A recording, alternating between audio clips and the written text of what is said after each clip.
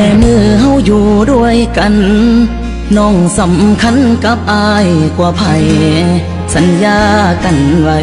พร้อมมือได้เฮาสิจัดงานแต่งอายฮักเจ้าฮักแห้งแพงหลายอายยอมตายแทนได้เดล่ะ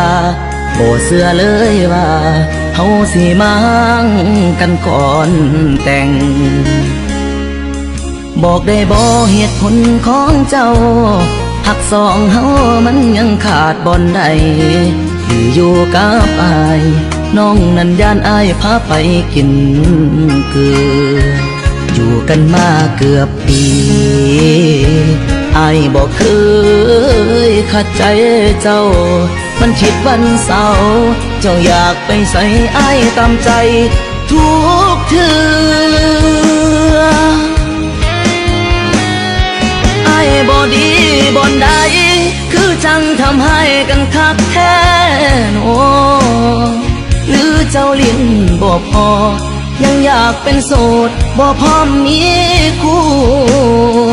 กายเจ้าอยู่กับอายใจอยู่กับไผอายยังบ่ฮู้บอกมาเบิ่งดูสิสานต่อหรือว่าพอสำนีอายสิโทรหาพ่อกับแม่มาซอยแก่กับสิ่งที่เป็นอยู่หากว่าเฮาบ่แม่นเนื้อคู่อายบ่ฝืนใจเจ้าต่อความหักมันบังคับบ่ได้เป็นฝืนไปเฮาสิมีสุขบ่หากว่าเจ้ายังลิ้นบ่พอกระเซินลิ้นต่อศาลา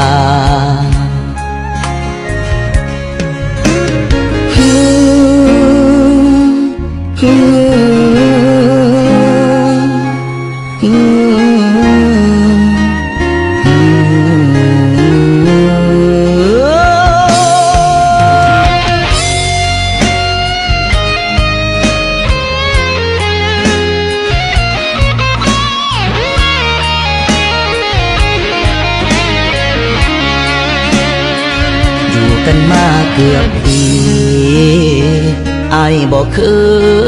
ยขัดใจเจ้ามันคิดวันเสาร์เจ้าอยากไปใส่อายตามใจทุกเทื่ออายบ่ดีบ่อนใดคือจังทำให้กันคักแท้โน